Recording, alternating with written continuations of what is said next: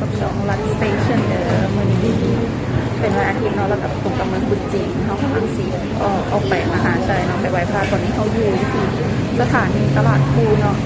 แล้วก็ยังไม่พอเวลาออกเดี๋ยวว่าเขามาก่อนเวลาแบบโดนพอสมควรประมาณ40 นาทีแต่ตอนนี้น่ะเขาสามารถซื้อตั๋วรถไฟอยู่ทางหลังได้เลยมันเป็นเครื่องแต่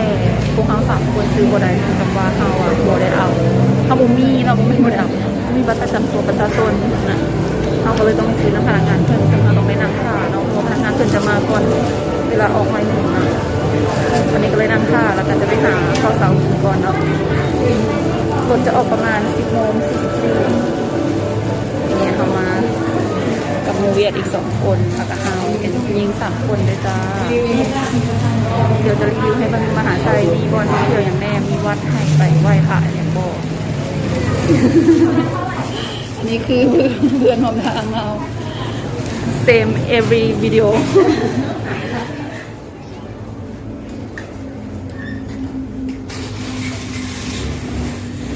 เข้ามาก่อนเวลาเนาะว่าเฮาคาร์ดรถไฟขบวนที่ทำอิฐไปแล้วเขาก็เลยจะมาขบวนต่อไปเนาะแต่ว่ามันยังไม่ฮอดเวลาเนาะยังตั้ง40 นาทีเขาก็เลยมาหาอย่างกินก่อนเนาะทุกคนเขาสั่งมากินเนาะขอบคุณค่ะ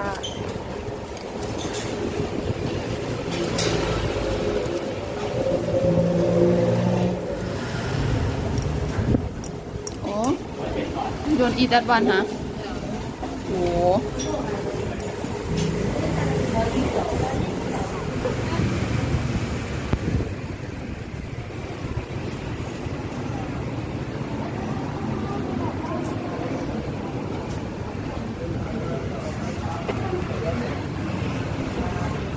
จริงเขาสามารถซื้อตั๋วที่ตู้ได้เลยแต่ว่าเขาบ่มีบัตรประชาชนนะทุกคนเขาก็เลยต้องเลยซื้อน้ำพนักงานเกินเนาะ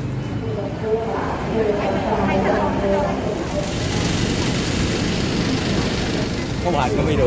ตอนนี้พวกเขากลับมาฮอนแล้วเนาะมหาชัยจังหวัดสมุทรสาครคนกระหลายเนี่ยเป็นพิเศษนะเหมือนนี้เนาะ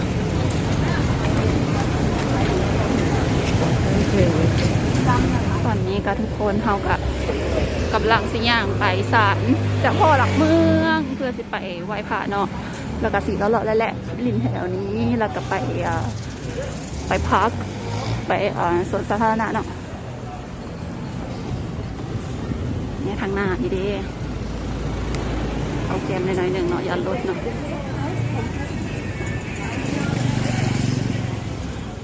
ทุกคนเขาก็มาฮอดแล้วศาลเจ้าพ่อหลักเมืองสมุทรสาครเขาจะเข้าไปกราบไหว้เนาะหมู่เขากันดำจะหมู่คนเบียดเขากันมาสิผ้ามาวัดสันโมเมนละต้องย่างไปเบิ่งอ้อมๆก่อนเนาะมื้อนี้คนหลายเป็นพิเศษเนาะเนี่ยตกแต่งงามนะลมนะอากาศก็ดีอยู่แต่ว่ามันก็มีแดดแต่ก็ยังของมันอยู่มันแดดบวกลมพัดเย็นเอาไปทางไหนกันนะทุกคนน้ำแห้ง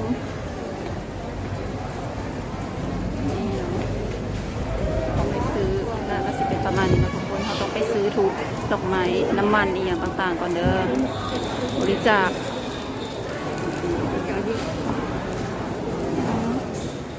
มาแล้วนะทุกคนประมาณนี้เลยเดี๋ยวย่างไปตามหมู่เขาคนหลายมันถ่ายอย่างกระยะนะทุกคน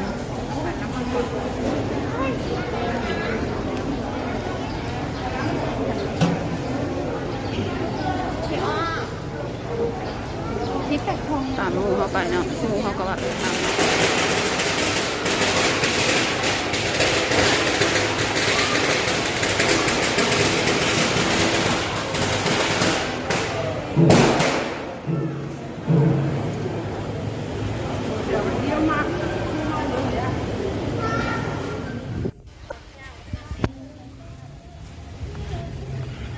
น่าจะเป็นตอนแรงเขาจะมาขายอาหารแต่ว่าตอนนี้มันเว้นอยู่แล้วเขา สิลองเข้ามาถ่ายรูปทางในนี่นะทุกคน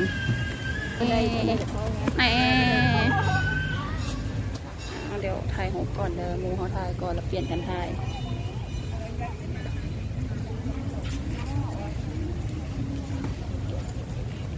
รูปแล้วก็สิเป็นเลาะแถวนี้แหละเลาะตลาดเลาะอย่างต่างๆก่อนกลับประมาณ2 โมงหรือ2 โมงปลายๆ2 โมงครึ่งก็สิกลับแล้วทุกคนเขากำลังถ่ายรูปอยู่นะเขากระทำมือถ่ายรูป2 คนเพิ่งจะเปลี่ยนกันถ่ายกันไปมาเนาะเขาก็ถ่ายคือกัน